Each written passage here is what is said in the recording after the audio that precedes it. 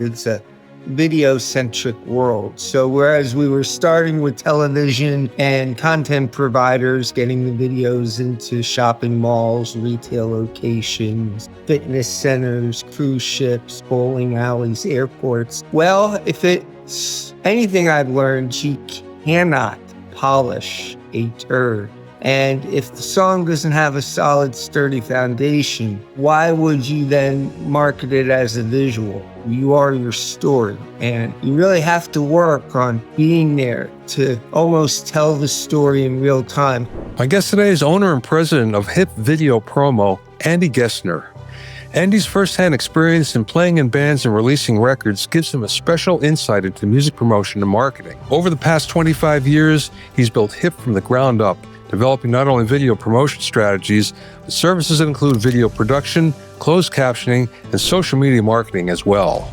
Andy and his team has promoted more than 4,800 music videos for artists that include Bryan Adams, the B-52s, Bon Iver, Johnny Cash, Cab For Cutie, Pearl Jam, Maroon 5, and Sia, spanning just about every music genre that there is. During the interview, we spoke about the evolution of video promotion, video marketing strategies for indie artists, the many television channels that artists aren't aware of, AI and video creation, and much more.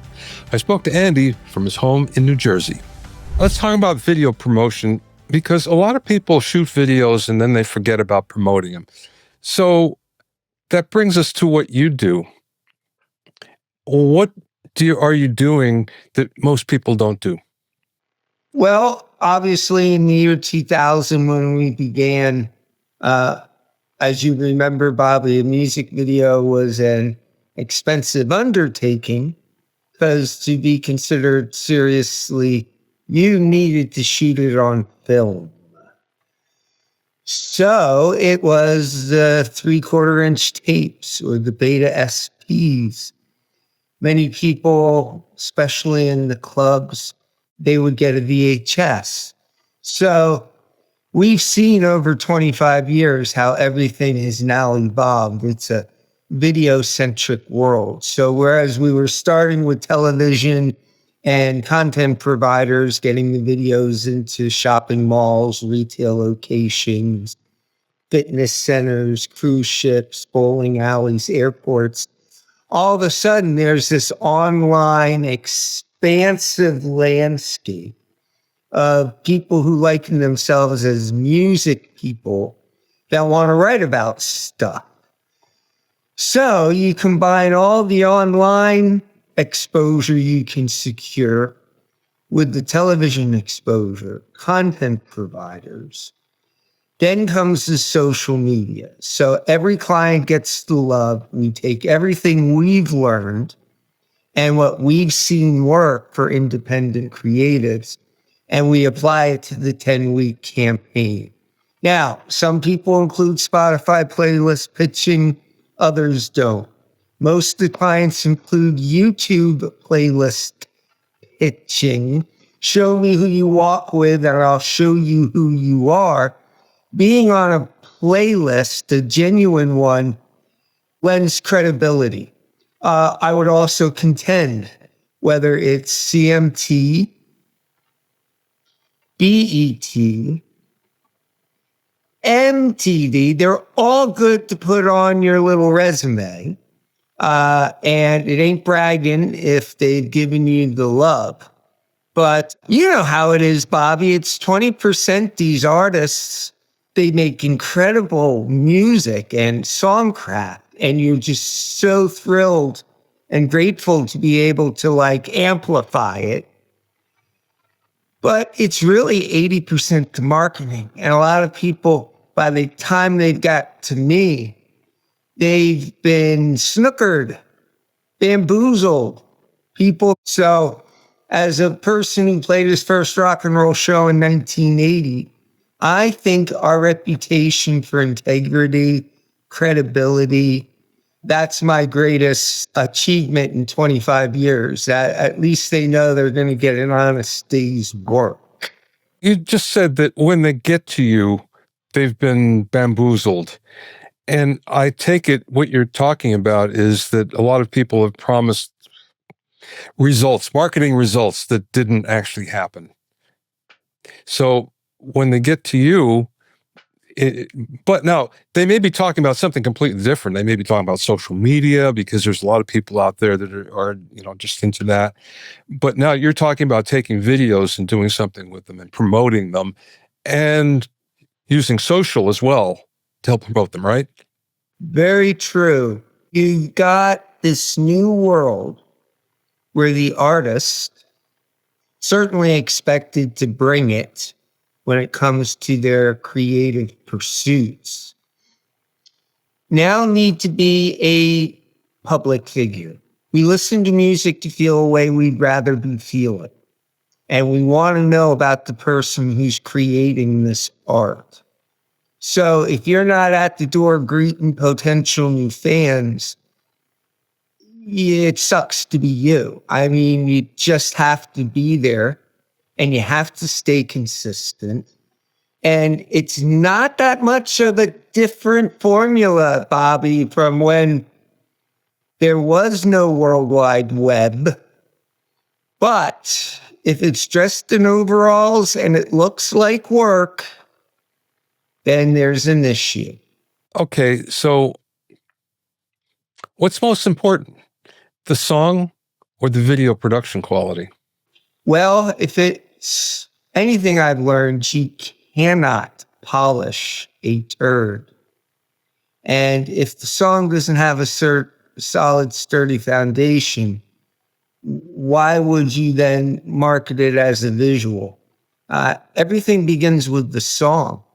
And regrettably now it's about, do we look good for this Instagram thread? Or could it be they need like solid choreography and they certainly need, people that they can drop names for when it comes to some of the background work.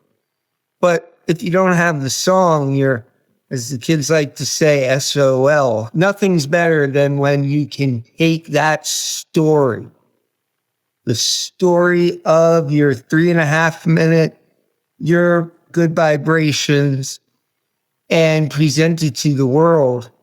But the story itself is equally as important, because whether you're a musician or a songwriter or a plumber, you are your story. And you really have to work on being there to almost tell the story in real time. It doesn't take long. If you've got people, when they come and they see that you're a genuine, authentic human being, and you're not afraid to show some, perhaps, what's life like when I'm not making this music? Or in the case of what we do here, we've got a rambunctious 4-year-old domestic short hair, brown Abby, pain in the butt. But it's just about trying to keep people engaged.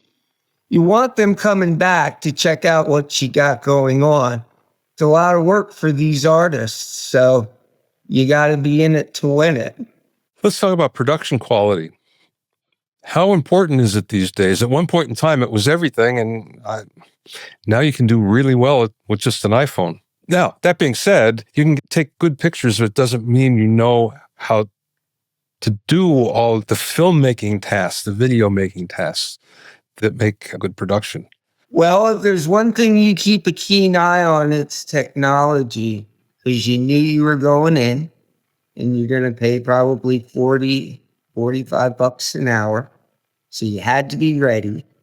No time for lollygagging or second guessing, because $45 an hour in 1981 is $180 an hour today? Who knows? But now it's like anybody and their little sister can make music and release it and get some kind of buzz going.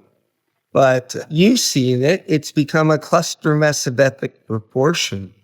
Okay, let's talk about AI videos. Useful or not? Workable.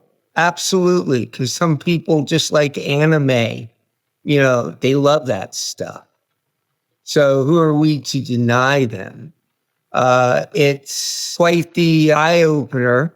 And now you have to wonder if what you see the posts like on LinkedIn or elsewhere, are these even the real people behind what you're reading? And how does that work for you then? Do you differentiate between something that's maybe AI driven or more organic? Well, I think the best way to make a human connection is to tell your story within the visual content. Never before have more people listened with their eyes. So if you're saying, hey, I'm not a visual content kind of guy, I can say, hey, I know they're looking for people at Home Depot. Yes, you've got to actually, tell the story, because the visual content is the cornerstone of your identity. Don't believe the hype. Don't make a sorry-ass music video anymore. No one cares. There's no better way to tell a complete story. Or if you don't want to make a sorry-ass music video, make a lyric video. Release it maybe around the same time as your song, which you're releasing consistently throughout the year. You're not taking big breaks to go to Cancun for 3 weeks and you're not going to post. Then you got something going, because all it takes is to turn those fans into super fans. And Bobby, you and I know this. All it takes is a good amount of super fans. They tell everyone they know just because they're excited. I mean, think of all the bands you discovered back in the heyday of music and rock and roll. And it feels good to see them succeed. Let's talk about your background for a second, Andy. So you started as a bass player, right? Correct. In New Jersey. Yes. Tell us the story. It's just, you're the talking heads and you're appreciative that as a suburban nerd, you too could make music. So you go to the local store. I read that thing about Sam Ash. He would go to the music store. And because I didn't know how to play, I figured because I'm left-handed, I throw a baseball at that left. Anyway, I asked for a left-handed bass. I'm a little nervous because I'm only a 17-year-old kid, but he's like, first says, who do you think you are, Paul McCartney? And I didn't know what he was. Then he just he's like, I have no left-handed basses. I thought for like a second, I said, well, let's look at right-handed basses. So I just wanted to be in a band. I wanted to feel that camaraderie. And it's Jersey, so what do? You go to all the local clubs and see all the cool local bands, and you do the chit-chat. And at the time, you throw them a cassette tape. And you go to the guy in North Plainfield, and you get your songs you did on an acetate. It wore out like after 50 plays, but that's all the local radio station needed. And you were off to the races because you were in a band. And I told the bandmates, I said, the Feelies guys are doing an offshoot thing. Let me go and ask them if they'll produce our first record. Of course, we had literally knelt at the altar of the Feelies because they carried that tradition of, suburban nerds. It's okay, guys. You can be rock stars too. So they said yes. So it's the mid-'80s, life is good, and you morph things. The lead singer starts working as a professor, and I did a lot of booking. I just feel this insatiable need. If you can't do, teach. So we did the whole scene back when bands could still get a major label record deal. But the internet squashed everything, and I had to reinvent myself. I had a friend at the time, he said, not for nothing. It's only going to be a matter of time before the whole entire human family can watch videos on their computer. And I got to thinking, then there's going to be a big emphasis again on music videos. Because MTV been around 20 years? And if Bobby, if I'd been a wildcat oil prospector in the 80s and 90s, every well I dug came up a dud. So in 2000, I'm like, what the hell? And so the big break didn't come until 2003. This is when you had to call people. That's how you made an impact. And usually you didn't get through, but you always made friends who personally answered the phone. They said they have a video, don't know what to do with it. I said, well, who's the artist? They said, Johnny Cash. I was a little stunned. They said, the problem is in the video, it looks like he's getting ready to die. I'm like, oh boy. And then they said, it's not the normal Johnny Cash repertoire. It's a 9 Inch Nails cover. So that video did the trick. Once we had promoted the Johnny Cash Hurt video, we were off to the races. And you had all the cool indie labels at the time, like Sub Pop and Polyvinyl and Barsook with their Cab For Cutie. And we were there for the first Maroon 5 video. I saw you interviewed the drummer. Paramore first video, Sia in 2007. I remember seeing the Lumineers 13 years ago in South by Southwest. That was March. And they had just released the Ho Hey song. And they had no idea what was coming. But to actually being able to be in like on the ground floor, we're still doing it now. And it's fun because they get it for these clients of ours. They just want to be creative. And they want to be able to trust the people who are actually amplifying what they're doing and helping get the word out are people they can trust. The reason why I asked you about your journey and in New Jersey is I spent a lot of time playing in New Jersey back when I was playing clubs, both North and South Jersey. And I lived there for a little bit as well. A good portion of my gigging life was spent in that particular area in various clubs, up and down the New Jersey seaboard. Whenever there's somebody that's from that area, I feel like, well, kindred spirits, because you basically went through the same thing, maybe even some of the same clubs, even though I was before you by a few years. There were so many opportunities. Yeah. People don't understand how it was. Yeah. If the pinch, we're playing at the Dutch Mill Inn on a Friday and Saturday doing the new wave covers, making $375. I figured I could convince Dutch, let us play on Thursday night. We'll do 3 sets. We'll bring a crowd, pay us $75. And that's like kind of how it started. Or how about the old Dirt Club in Bloomfield? Where I remember Johnny Dirt coming up after and saying, your music, it's too weird, man. You just don't know what to do. You should dance or just stand there. Our big stomping ground was Maxwell's in Hoboken, because there you had the bongos and you had the Yola Tango and, of course, the legendary Feelies. And it was a scene. And you felt like you were like, the whole was much greater than the sum of its parts. And it was just great to be in a band. The only thing I remember about Hoboken is I remember playing at a club that was definitely a mafia club. And it had just opened up. The walls were red. Everything was red. I am in B3.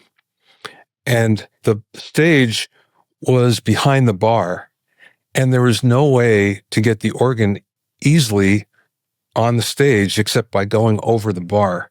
And I remember thinking, oh God, this is a brand new bar. If we scratch it, we may be sleeping with the fishes here pretty soon. And everybody was really scared to play that place, I have to say. But that was my only Hoboken experience. I think it was somewhere in the Hoboken area. That was a long time ago. Well, our big haunts were, of course, the legendary Stone Pony. Yeah, I played there a lot. We had Scott there at the Sink, worked with him at WRSU. Yeah. Being from the New Brunswick area, of course, the Court Tavern. Yeah. In New Brunswick. Yeah. And at the time, you had 7 or 8 shows for the month of April. So it's like 3rd week of March. You get your friend who's a good graphic designer and get the little card made. And all the shows are on the card. Yeah.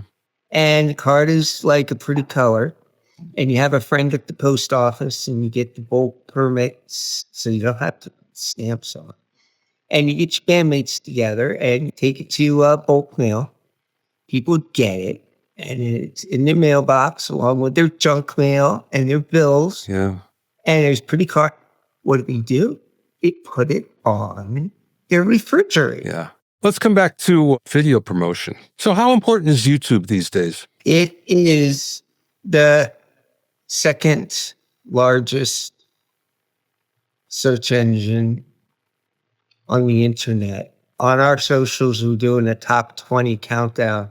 This is like back in like 2007 when we would just upload our clients' videos. So we have videos up there like Ministries Lies, with like 975,000. And we have a pin back video, which is like 1.7 million. And we have a spoon video, which is like over 2 million. And I don't know about you, but it's amazing how they know exactly what you potentially want to watch there. You can go down rabbit holes and really just like look at your watch and say, okay, maybe I should go do something productive. Okay, how about MTV? How important is that these days? Well, they now have MTVU. That's, I think, 975 universities and colleges. And that's seen all over the campus, whether it's in dorms or student centers and dining halls. You've got MTV Spanking New. You have MTV Live. And you have MTV's Biggest Pop. And they just launched the MTV Flow Latino. And what's remarkable with the technology is this is now international on Pluto TV. And what began as a Roku box 12 years ago, now these systems are built into the TVs. So it's another arena that we jumped into back in the day, which we're glad we did. It's pretty remarkable. And I can speak